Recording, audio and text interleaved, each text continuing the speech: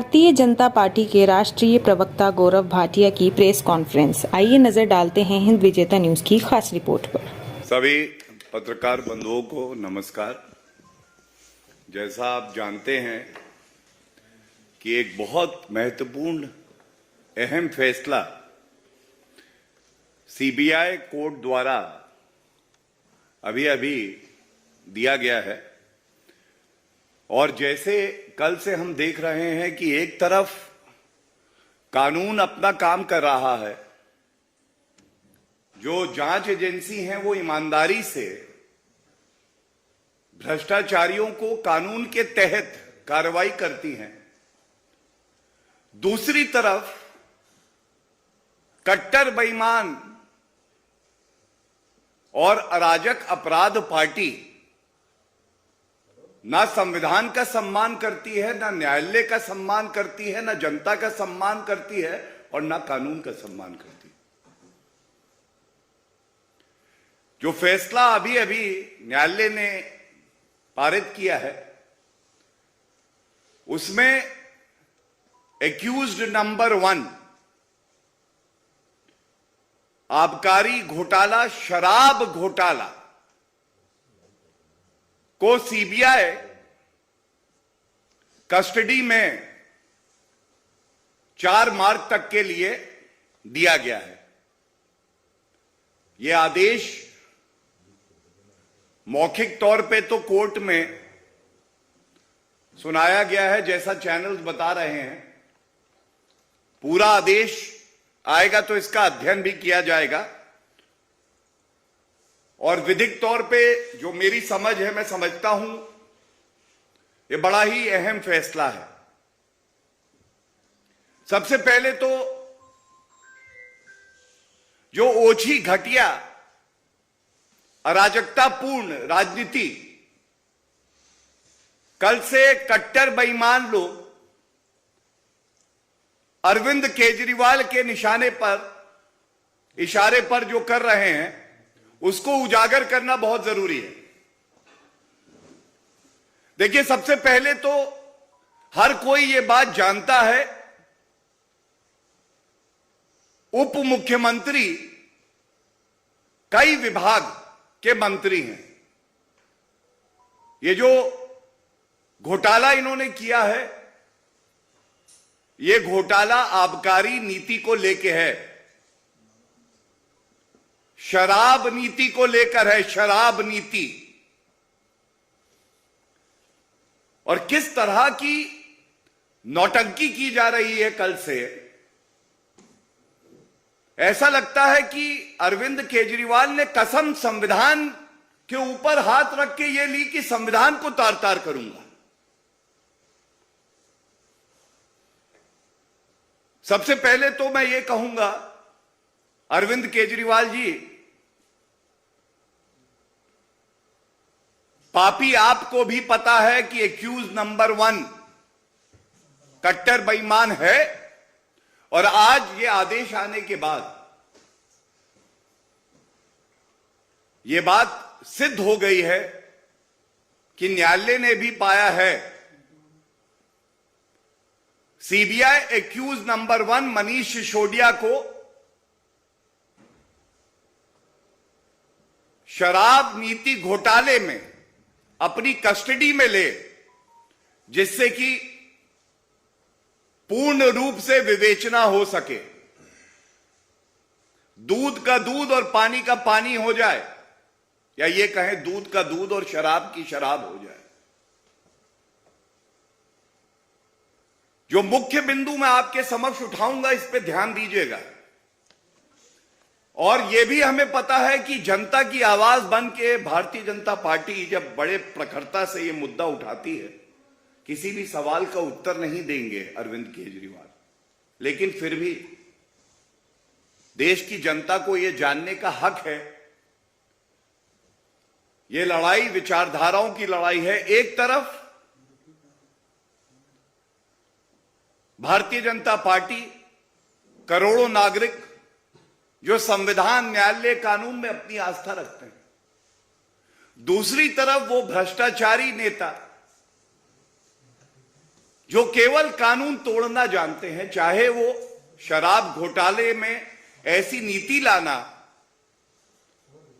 कि अरविंद केजरीवाल की तिजोरी जनता के रुपए से भरे, चाहे वो कानून को तब तोड़ना कि एक आरोपी जिसको जो जांच एजेंसी है, मैं आपसे साझा करना चाहूंगा, उसका दायित्व है कि 24 घंटे के अंदर न्यायालय में किसी भी व्यक्ति को जब गिरफ्तार किया जाता है तो न्यायालय में पेश करना होता है। यह हमारे देश का कानून है। पहले तो ढोंग और नौटंकी करी जाती है। आप जाते हैं राजघाट, हम सबके आदर्श महात्मा गांधी जी, और वहां जा कौन रहा है? एक उप मुख्यमंत्री जो एक्यूज नंबर 1 है, जो एक बड़ा शराब का घोटाला करता है। इसके बाद कुछ लोगों को ऐसा प्रतीत होता है संख्या देख के कि उसी काले धन की कमाई से उनको बुलाया जाता है, रुपया दे के प्रदर्शन करो। वो लोग भी जान जाते हैं कि ये कट्टर बेईमान हैं, संख्या नहीं जुटा पाते हैं, लेकिन संदेश ये देते हैं कि जांच एजेंसी को अपना दायित्व निभाने से हम रोकेंगे। तीसरा, जब ये आप करते हैं तो ये बताना आवश्यक है, this amounts to obstructing the process of administering justice, which amounts to contempt of court. It also amounts to an offense under the Indian Penal Code, where you are obstructing a public servant from discharging his official duty. Now, Mr. Arvind Kejriwal, having taken oath under the Constitution, are you not supposed to abide with the law of the country? Is it not your duty to first of all sack the corrupt deputy CM, and then second, ensure that he cooperates with the investigating agency?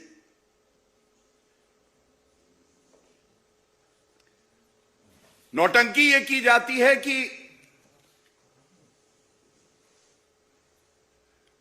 चाचा खाना नहीं खाएंगे। चाचा जी, जो दिल्ली के बच्चे हैं उनको शर्म आती है कि आप इतने भ्रष्टाचारी हैं, आपको चाचा कैसे बुलाएं? और पूरे देश के बच्चे आज ये कह रहे हैं अरविंद केजरीवाल और मनीष सिसोदिया से, चाचा खाना खाओ या ना खाओ, रिश्वत मत खाओ। दिल्ली की जनता और देश की जनता ये भी सवाल पूछ रही है कि आपने पूरी दिल्ली को शराब में डुबोने का प्रयास किया।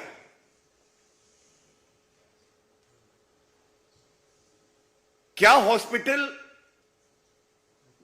क्या स्कूल और कॉलेज, रेजिडेंशियल कॉलोनीज, और यह कहना गलत नहीं होगा, अपनी कमीशन खोरी को बढ़ाने के लिए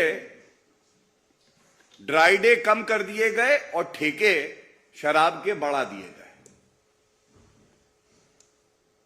प्रदेश की सरकार का राजस्व कम हो गया, लेकिन अरविंद केजरीवाल और मनीष सिसोदिया की कमीशन खोरी बढ़ गई। और इसीलिए आज ये सवाल आपसे बार बार पूछा जाएगा और बड़ी जिम्मेदारी से ये बात पूछी जाएगी। मैंने अराजक अपराध पार्टी की कई प्रेस कॉन्फ्रेंसेस कल से देखी। और उसमें जब निचोड़ देखा तो कुछ सार्थक है ही नहीं। उन्होंने कहा यह राजनीतिक द्वेष से हो रहा है। यह हमारी जिम्मेदारी है कि देश की जनता के समक्ष बड़ी मजबूती से, ईमानदारी से यह बात रखें। अगर कोई भी मामला जांच एजेंसी राजनीतिक द्वेष से रजिस्टर करती है और किसी को परेशान करती है, तो देश का कानून और सर्वोच्च न्यायालय क्या कहता है, यह बात मैं जरूर रखूंगा। और यह बात अरविंद केजरीवाल अभी देख रहे हैं। यह सर्वोच्च न्यायालय का एक आदेश मैं इसीलिए लेके आया हूं। इस केस का नाम है Bhajanlal, state of Haryana versus Bhajanlal. और इसकी एक पंक्ति इसलिए पढ़ना चाहता हूं, मैं दिखाना चाहता हूं कि ये लोग अंदर से जानते हैं कि इन्होंने बेईमानी करी। ये लाइन कहती है, where a criminal proceeding is manifestly attended with mala fide and or where the proceeding is maliciously instituted with an ulterior motive for wreaking vengeance on the accused and with a view to spite him due to private and personal grudge, the FIR and the charge sheet can be quashed. This is para number 102 of a Supreme Court judgment. सवाल यह पूछा जाना चाहिए, करीब करीब 5-5.5 माह का समय एक्यूज नंबर 1 शराब घोटाले के भ्रष्टाचारी मनीष सिसोदिया के पास था। अगर अरविंद केजरीवाल और मनीष सिसोदिया का यह मानना है कि यह सारा मामला जो है राजनीतिक द्वेष से किया जा रहा है, तो आप न्यायालय क्यों नहीं गए? सर्वोच्च न्यायालय के भी दरवाजे आप खटखटा सकते थे और उच्च न्यायालय के भी आप दरवाजे खटखटा सकते थे, लेकिन नहीं गए। और उसकी वजह यह है, नाटक करना, अराजकता को बढ़ावा देना, रोड पर प्रदर्शन करना एक अलग बात है, लेकिन न्यायालय में ईमानदारी से दलील रख के न्यायालय का फैसला आए किसी के हक में, वो तभी होता है जब आप सच्चाई बयान करते हैं, जब तथ्य और प्रमाण होता है। और इसीलिए ये कट्टर बेईमान न्यायालय नहीं गए, केवल अराजकता फैला रहे थे, प्रदर्शन कर रहे थे, न्यूज चैनल पे तो आ रहे थे। और आज ये दुर्भाग्यपूर्ण है कि 6 मंत्रियों में 2 मंत्री इस पापी आप सरकार के जेल की सलाखों के पीछे हैं, भ्रष्टाचार के आरोप में। और दुर्भाग्यपूर्ण यह है कि जो दूसरे स्पा मसाज पार्टी के मंत्री जेल की सलाखों के पीछे हैं, इनको बेल भी नहीं मिली है। करीब करीब 8 महीने का समय, और 8 महीने में देश की न्यायालय ने यह पाया कि अपराध इतना संगीन है, भ्रष्टाचार इतना गहरा है कि इस व्यक्ति को बेल भी नहीं देंगे। मैं एक बात और उठा दूं, आप अराजकता फैला सकते हैं, लेकिन न्यायालय के अंदर मनीष सिसोदिया के वकील से जब पूछा गया कि आप जांच एजेंसियों के साथ कोऑपरेट नहीं कर रहे, उनके प्रश्नों के उत्तर नहीं दे रहे, तो आपको यह जानना चाहिए, उनके वकील ने कहा कि मेरा चुप रहने का अधिकार भी है। इसका मतलब भ्रष्टाचार करूंगा। सवाल जब सख्त आएंगे, जब प्रमाण आपको दिखाया जाएगा तो कोई उत्तर नहीं होगा, तो मैं दलील दूंगा, मेरा हक है चुप रहने का। लेकिन अरविंद केजरीवाल जी, आपके कट्टर बेईमान उप मुख्यमंत्री की चुप्पी लाखों लाखों शब्दों से ज्यादा कह रही है। वो बता रही है कि यह घोटाला हुआ और आप सब घबराए हुए हैं। आप सब जानते हैं कि कानून का हाथ इतना लंबा है कि आपकी बेईमानी को उसने अब पकड़ लिया है। बहुत बहुत धन्यवाद। अगर कोई प्रश्न हो तो मैं वो प्रश्न लूंगा। शराब घोटाले में एक पहली गिरफ्तारी तो हो गई है, लेकिन आप लोग लगातार ये कहते हैं कि अरविंद केजरीवाल को हर बात की जानकारी थी। तो क्या आपको लगता है कि अब जांच की जो आंच है वो दिल्ली के मुख्यमंत्री अरविंद केजरीवाल तक भी पहुंचेगी? देखिए, मैं ये बात बड़ी जिम्मेदारी से कहूंगा कि जैसा सर्वविदित है कि जांच अभी चल रही है और आम जनता का विश्वास जांच एजेंसियों में है। इसका मास्टरमाइंड और किंग पिन कोई भी व्यक्ति क्यों ना हो, उसको ये गलत फहमी अगर वो है कि वो कानून से ऊपर है, तो ऐसा नहीं है। और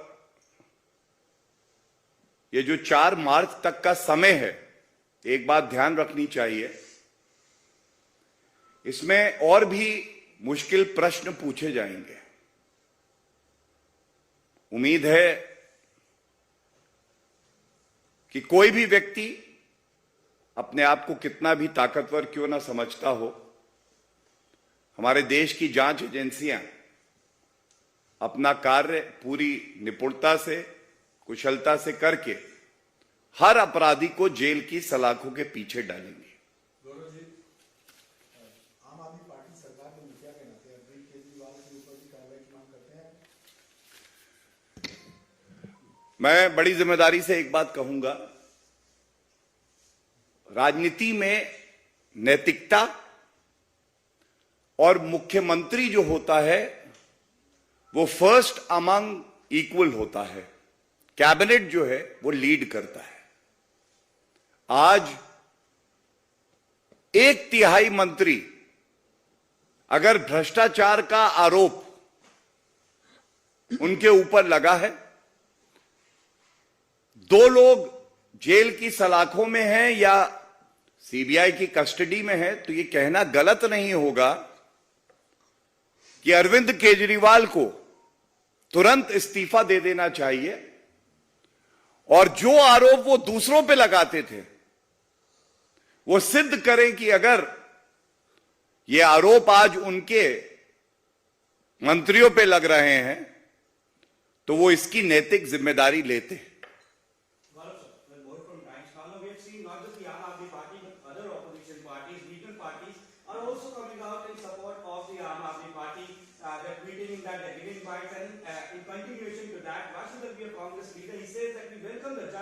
But he has raised questions on the judge. He basically says that the way the judges are being appointed in this country, this was bound to happen. We should not have any judge who has a certain ideology. So he has questioned the judgment and the judge in this particular case. How do you see this?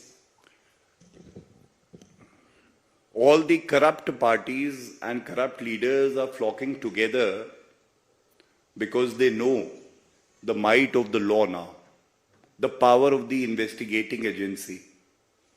And if you ask the Congress party and its president that who should be the judge in the National Herald case, in the Bikaner land scam, in the land scam involving Robert Vadra in Haryana, they would say Mallikarjun Kharge.